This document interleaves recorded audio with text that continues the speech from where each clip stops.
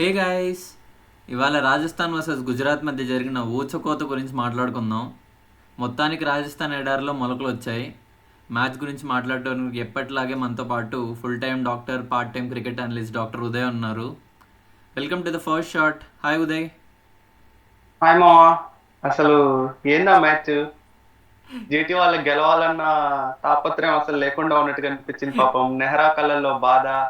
ఏం ఆఫ్టర్ చెప్పినా మనోళ్ళు విన్నారో లేదో, ఒకవేళ విన్నా కానీ అదే ఆచరించినా అసలు రాజస్థాన్ రాయల్స్ బ్యాటర్స్ మీరు ఏమేసినా మేము లెక్క చేయము, మేము కొట్టిందే లెక్క అన్నట్టు ఆడారు అయితే.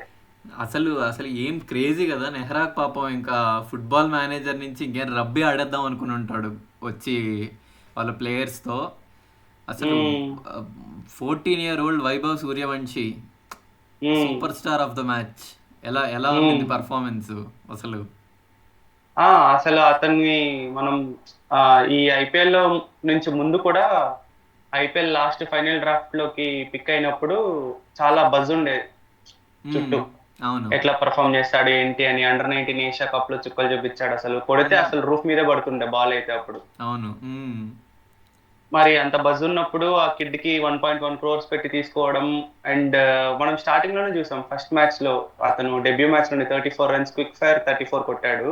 అవును. అప్పుడే వెళ్తూ వెళ్తూ ఎమోషనల్ గా వెళ్ళాడు. ఏదో ఒక రోజు నేనంటే ఏంటో చూపిస్తారా మీకంతా అన్నట్టు ఈ రోజు వచ్చి అసలు బాల్ నేల మీద పెట్టాడు భయ్య, గాల్లోనే. అరే అసలు 14-year-old ఆ పవర్ హిట్టింగ్ ఏంట్రా? మనం కొడితే హ్మ్. 30 యార్డ్ సర్కిల్ దాటేది కాదు 14 yearsలో ఉన్నప్పుడు. అంతేకా ఇంకా అసలు బ్యాట్ స్వింగ్ ఎంత బాగుంది అనేసి అంటే మొత్తం స్వింగ్ కంప్లీట్ చేసేటప్పటికి అతను వేసుకున్న షర్ట్ కూడా ఇట్ ఈస్ కమింగ్ అప్, అంత మ్మ్. పవర్ఫుల్ గా కొడుతున్నాడు. అదే అసలు బ్యాట్ స్వింగ్ కూడా ఎక్సలెంట్గా ఉంది కదా అసలు. హ్మ్. 35 balls 100 ఏంట్రా? Fastest Indian to score that 100 in IPL history. హ్మ్. మరి ఇంకా బాల్స్ కానీ యంగెస్ట్ ఇండియన్.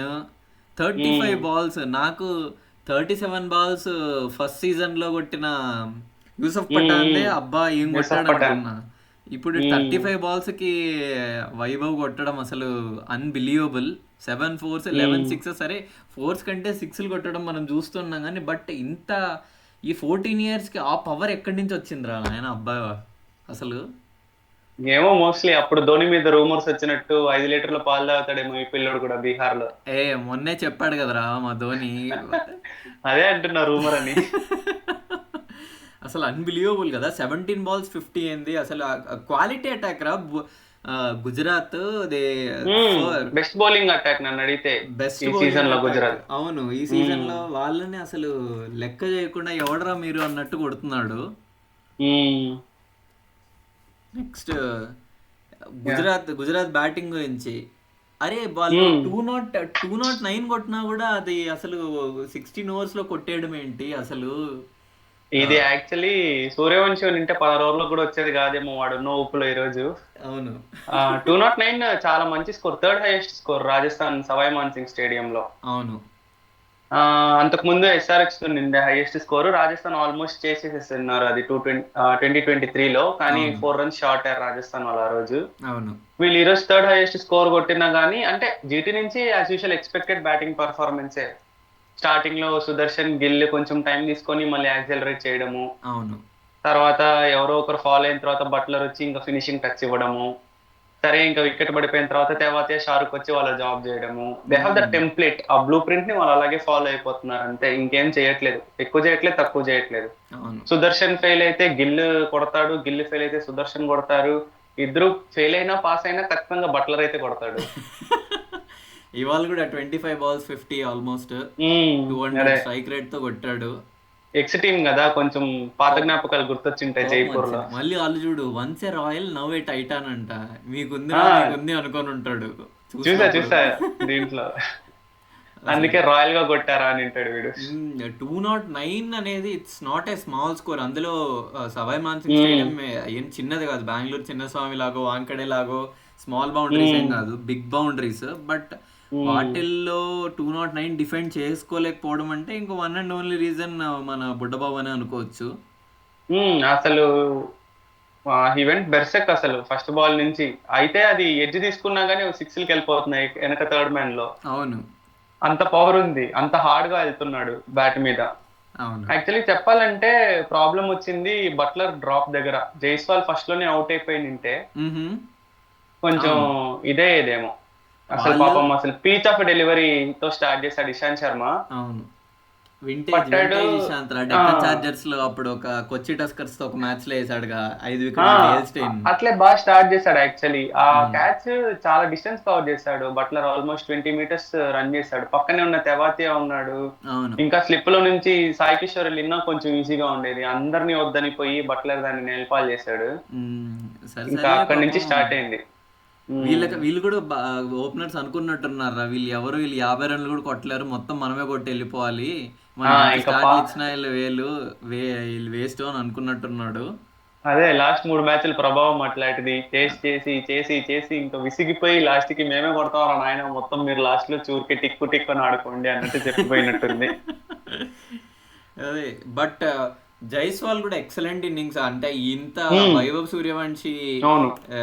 ధమాకా ఇన్నింగ్స్ లో కొంచెం ఫేడ్ అవుట్ అయిందేమో కానీ, but 40 balls 70 not a joke అసలు. చాలా యాక్చువల్లీ కంపోజ్డ్ గా ఆడాడు. యా అదే యశస్వి జైస్వాల్ నుంచి ఇలాంటి ఇన్నింగ్స్ అయితే మనం ఎక్స్పెక్ట్ చేస్తాం. ఇంకా ఇండియా టీం కూడా ఫ్యూచర్ లో ఆడేటప్పుడు అవును. He's not kid anymore. He's a మామూలుగా అంటారు కదా, you are not just a normal kid, you are an avenger అన్నట్టు. Hmm, hmm. నువ్వు ఇప్పుడు నార్మల్ కిడ్ కాదు, senior Indian player, hmm. Neat గా ఆడాలి. అట్లాంటి మెచ్యూర్డ్ ఇన్నింగ్సే చూసాం మనం ఈ రోజు. అవును. Jaiswal barring that drop catch, he he's అవును. Not given any other opportunity.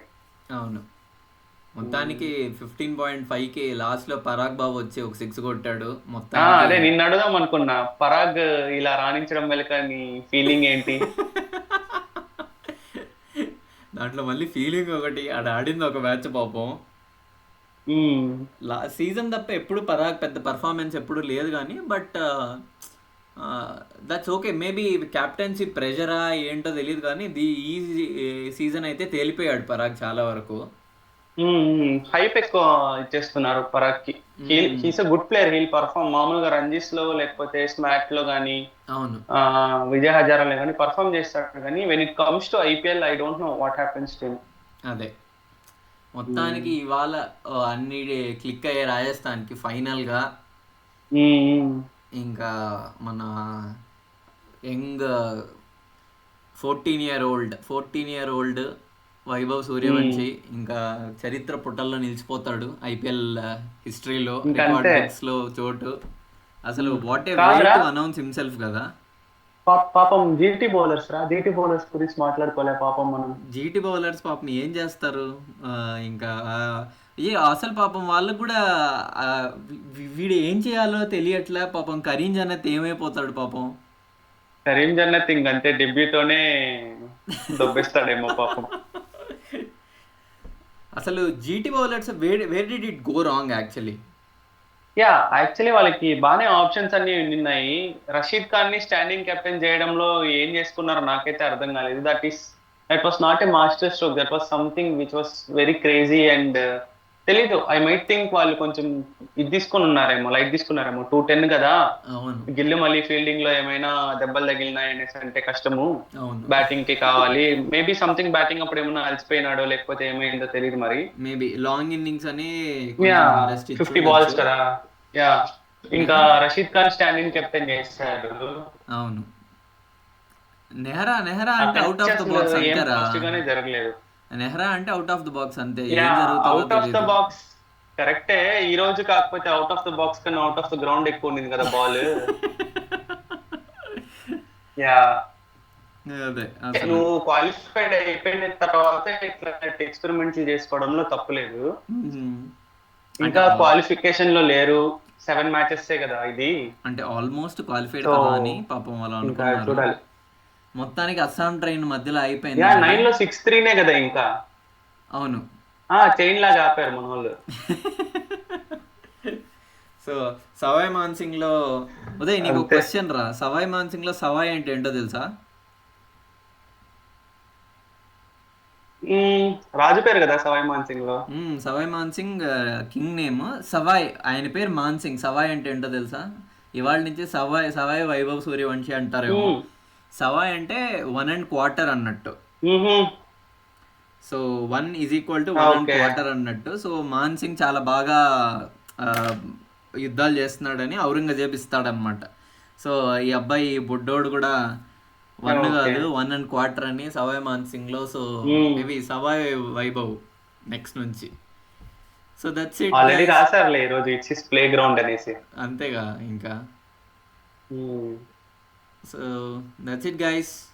So మళ్ళీ నెక్స్ట్ వీడియోలో మనం కలుద్దాం. మీరు 14 ఇయర్స్లో ఏం చేసేవాళ్ళు ఒకసారి కమెంట్ చేయండి. నేనైతే అప్పుడు ఇండియా వరల్డ్ కప్ గెలిచిందని డాడీ క్రికెటర్ అయిపోతా అని అంటే నోరు మూసుకొని చదువుకోరా నీకు అంత సీన్ లేదన్నాడు మా నాన్న. మీ నాన్న ఏమన్నాడు ఉదయ్ 14 ఇయర్స్ అప్పుడు నువ్వేం చేస్తున్నావు? కాలేరో కొడతా అన్నాడు. సేమ్ డైలాగ్ నేను అంటే, మీ నాన్న చదువుకోమన్నాడు, మా నాన్న కాలేరో కొడతా అన్నాడు. అంతే, సింపుల్. సో గైస్ మీరు 14 ఇయర్స్లో ఏం చేస్తున్నారో కమెంట్స్లో చెప్పండి. Okay bye. Okay guys, please subscribe. Bye.